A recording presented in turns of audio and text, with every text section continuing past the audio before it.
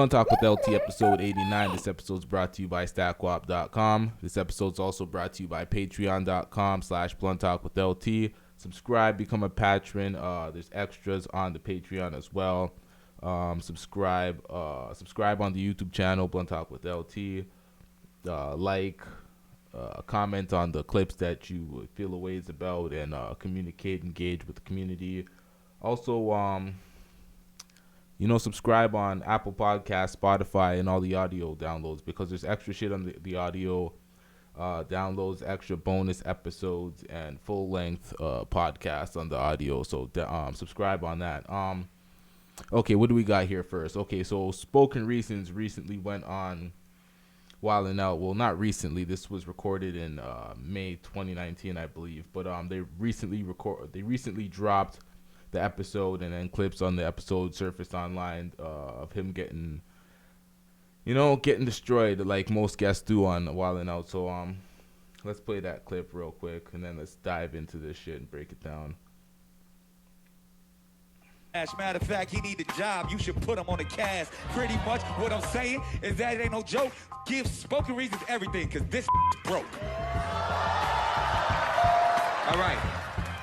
Now, back in the day, you played football, you can remember. But since you played football, your favorite position was center. Whoa. Hey, DJ, stop that. Stop that. Stop that. Come on. You already know. How the hell your name Spoken Reason? You ain't said funny the whole damn show. Move. Wait a minute. Whoa, let me tell you something. I'm funny and you dead. You look crazy. You got a booty tat in the middle of your forehead. Hey, yo, let me Hold on, E-Man. Hold on, E-Man. One thing. Just to get this. During asking all them questions, I took the wheel. You played the bitch. Ooh. He said all right, that's cool. E-Man and Spoken Reasons. Here we go. You want to tell the people why we never did another video? 5 years. Tired of being merciful. Nick, I know this is wild style, but this one is personal. Ooh. You feel me? Fuck your Y'all remember asking all them questions? Yeah. You know it came with a big check until he snatched it from me.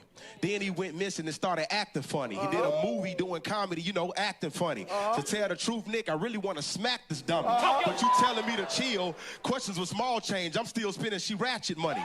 Now listen, act stupid. I know you mad clueless. The only reason why you on this show because my name is attached to it. So I'm gonna put you in your place. Your most viewed video shows nothing but my face. So tell the people right now, before I get mad and start to rise, you got a chance to clear your name right now. Apologize.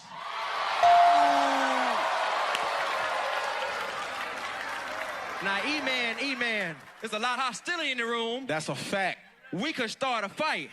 I had to call your mama to put you in your first video with me. I put you on your first flight. Boy, we about to get on your ass. Boy, we about to get on your ass. Okay, so that was a clip of him getting pretty much destroyed on the Wildin' Out, the battle part of it. And then it blew up on the internet, and people were going in on Spoken Reasons and talking shit and pretty much riding for Emmanuel Hudson and saying Emmanuel Hudson was right and Spoken Reasons sold him out and stole the money, and basically just ran with whatever that was said in the actual freestyle. And then Emmanuel Hudson went on his IG live, and so did DC Young Fly, and then they spoke their side, and then Spoken Reasons got on IG live and tried to add Emmanuel Hudson to his IG live so they can speak about it, but he didn't, accept. And then Spoken Reasons went on his little rant on IG live, going in on Emmanuel Hudson, speaking his side. But if you're looking for an objective truth of what actually happened during their little squabble and the breakdown and the money that they're trying to say, or Emmanuel Hudson's trying to say Spoken Reasons robbed from him, when it comes to the BMI and the registering of the songs, and he said, why did Spoken Reasons register the song and not him? Maybe I feel like Spoken Reasons knew the business better, and Emmanuel Hudson had a song out there just floating around out there, and Spoken Reasons was the one that provided the beat and he owns 20. He said he owned 20% of the song, Emmanuel Hudson, and or he didn't own the beat, or he didn't make the beat. He got the beat from one of his producers in his studio. So he had Emmanuel Hudson record in his studio, and he engineered it or whatever. So he took his 20% split, or however he got that split from the actual song when he registered it. And obviously the songwriter and the recorder, so Emmanuel Hudson, deserves 50% of that. I don't know if he actually got the 50%. If that's his squabble and that's what his major issue is for the actual song revenue, that could be his issue. But when it comes to the YouTube money and the YouTube shit that he claimed, like, they fully collaborated on the YouTube. When you get together with a YouTuber and you're doing something for their channel, like, that's the funny thing too. It was on both of their channels. Spoken Reasons has 66 million views on his. Emmanuel Hudson has 28 million views on his. I'm pretty sure both of them ate well off of that bag. If Spoken Reasons got more views, then maybe his channel was just more popping at the time and more, it was getting more hits in the algorithm. And when people shared it, they were sharing his version or from his channel opposed to Emmanuel Hudson's. But you still got 28 million views, so that's still a lot of views. I'm pretty sure he collected his own bag off of his YouTube channel. Spoken Reasons got off of his YouTube channel. And you're not going to share your revenue from your personal YouTube channel. And back then, you couldn't even see which videos were making what money. It wasn't even split up where a way you can see this video made X amount of dollars. Like, now you can clearly see that. But back then, when they had their little trouble in like 2012, 2013, you couldn't see all of that. So it's like, I don't really think Spoken Reasons is in the wrong for the way the money got split and the way the business was handled. I don't feel sorry for people generally when they don't handle their business properly or they're not aware and they're making moves for things and they don't understand the business, because that's what happens. That's what happens when you don't understand the business. You're not going to get your full worth, or if you don't believe in what you're doing to the point that you know that it's going to get this big for you to take those steps to make sure that you're getting your full worth, then you're going to get ripped off. And you see a bunch of people crying about it after, and it's like, I'm never the type to really feel sorry for people crying about bad business. Business is business. And for me, I don't like when people are completely like, if you're turning against Spoken Reasons because you feel like he's been irrelevant or he's not funny or he's not your cup of tea or whatever, it's like, whatever. But if you're going to be like, oh, you're going to turn on him because you felt like he did something wrong, because that's what people are trying to do. They're trying to turn on him like he wronged Emmanuel Hudson and saying fuck Spoken Reasons, and people are dragging Spoken Reasons all over the internet. It's like, I don't feel like that's necessary.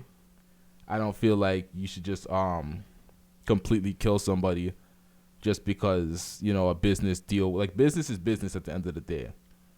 Business is business. I don't like when people try to get their army of fans and try to go after somebody because you feel like they fucked you business-wise, or you got the short end of the stick, or you could have profited more off of the business. A lot of the other bars that they had for Spoken Reasons, it's like, these are just bars. Like, yeah, they had their problems backstage, and they still kind of do have their problems when it comes to Emmanuel Hudson and Spoken Reasons, and even DC Young Fly and Spoken Reasons. But at the end of the day, it's like, bars are bars. I'm not going to read into all of them. He did get destroyed on Wild 'N Out. His rebuttals were weak. They tore him up still. Like, it's not even like he could say like he did anything. Like, I know there's other footage, but even the other footage that's coming out, it's not looking anything better. It's not looking any better for Spoken Reasons. And it's like, when I watched it, I'm like, how come nobody on his team is spitting back? It's just him getting destroyed. It's like they're biting his head off. And usually when you see a guest getting destroyed, their team is riding for them too, and they have some freestylers and some rappers on the other person's squad. But they just left Spoken Reasons out to hang, because the thing is, Nick Cannon and Spoken Reasons have their own issues.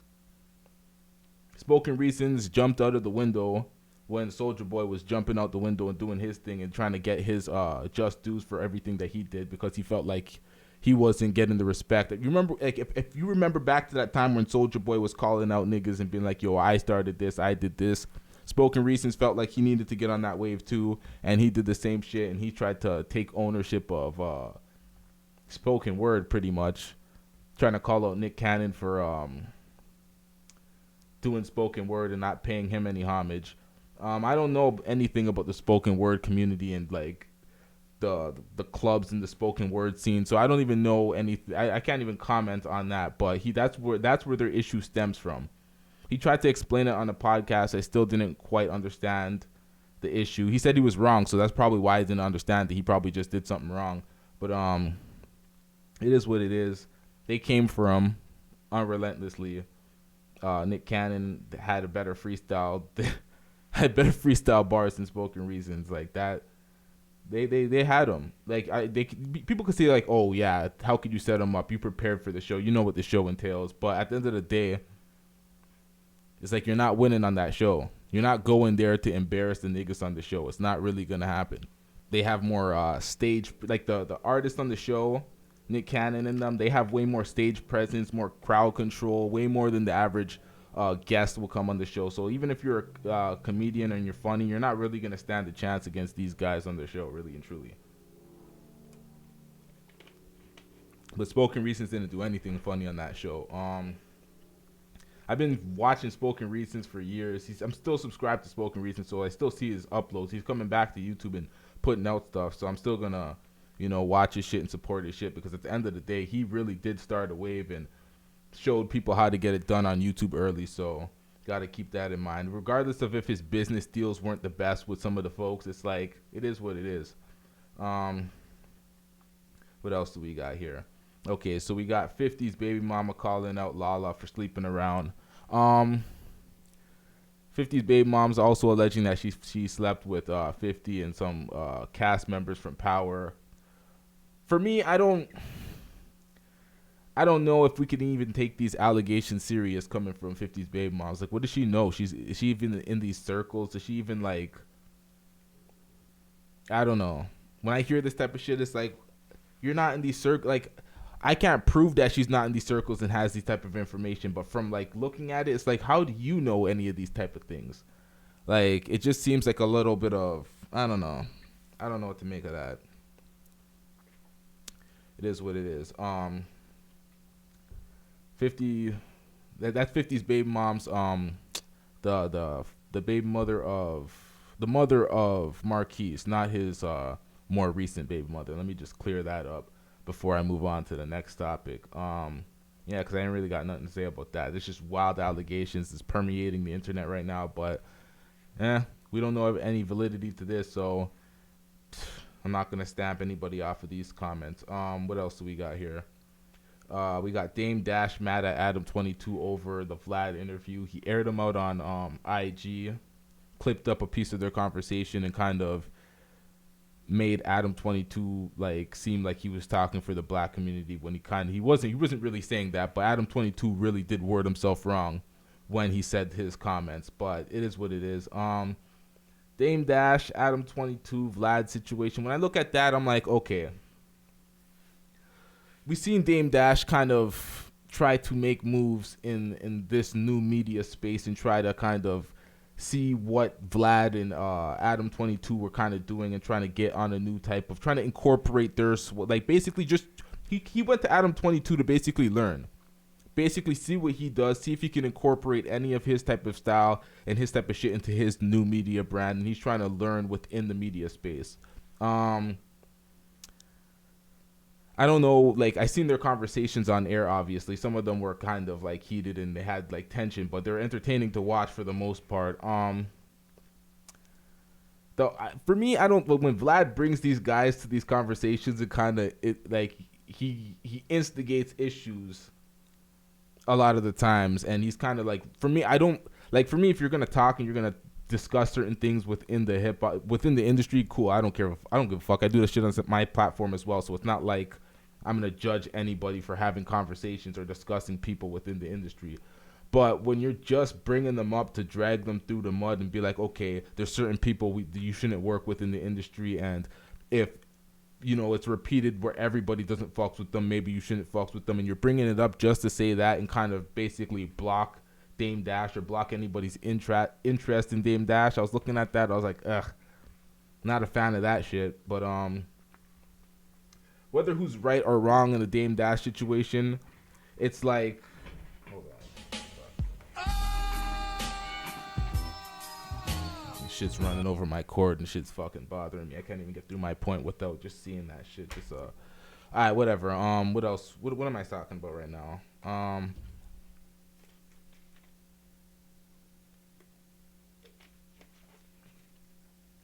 Happy 420, by the way, if I didn't mention that already at the beginning. Vlad and Dame Dash and Adam 22 is what I was talking about.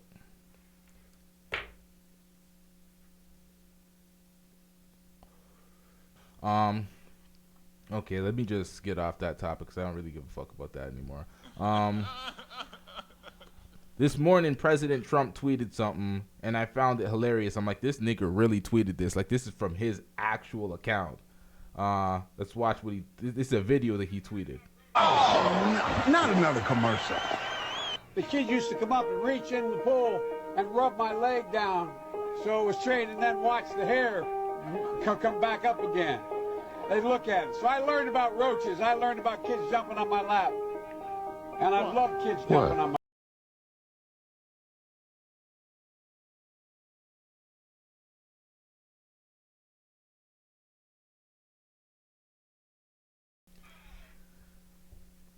Like, that's an actual commercial. This man actually tweeted that shit, and that's an actual commercial. Well, that's an actual tweet, I should say, from Donald Trump, his actual profile. So I'm looking at that. I'm like, what the? Donald, you can say what you want to say about Donald Trump, but that shit's hilarious. What kind of presidential candidate tweets that type of shit? Like, that shit is wild. All right, so Kirk and Rashida from Love and Hip Hop Atlanta. Recently, there was rumors that he was 31 and she was 17 when they met, and people were dragging their name through the dirt. But really and truly, that wasn't the case. That was not the age gap. Rashida's currently 44. Kirk's 51. That age gap that was rumored was impossible. They were both of legal age when they met. So people could put those rumors to sleep because they're kind of just dragging their name through the dirt. But I noticed that, and I was like, what? I'm like, nah, they don't have an age gap like that. So I seen people just going back and forth and pulling up shit on Twitter, and I just, did my diggings through the thread and, seen the truth. So it is what it is. People can stop running with that rumor if they see this video. Some people having some tough time through the quarantine. Not everybody's getting through it, looking like themselves. You see motherfuckers hiding and celebrities hiding and people hiding because they can't get the normal grooming that they get. People can't, like girls can't get their hair done. Older niggas that are, covering the grays can't get their hair dyed or their facial hair and their beards dyed and shit. Like, you see Diddy looking years older because of this shit. You have a picture of, who do we got? DJ Khaled right here looking like a completely different nigga because of this quarantine shit. It's like, this shit's going to teach some people some self-sufficiency and, being able to trim themselves up and groom themselves and be able to take care of themselves personally when shit, is not available to them. Because a lot of these people are looking like different folks, and can't even be on camera right now because of these times. Motherfuckers is shaking it and shit. All right, what else do we got here?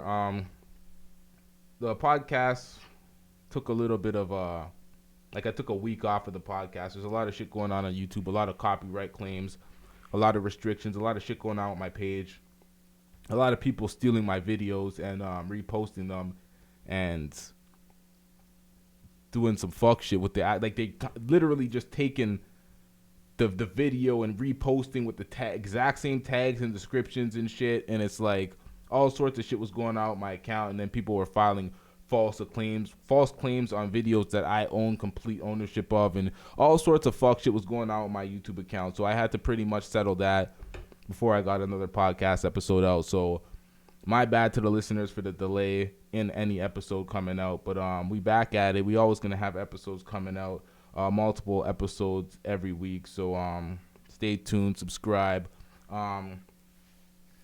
Yeah. Happy 420 to all the weed smokers and all the, all the smokers. Yeah, Blunt Talk with LT. We back at it. We out here. Yeah.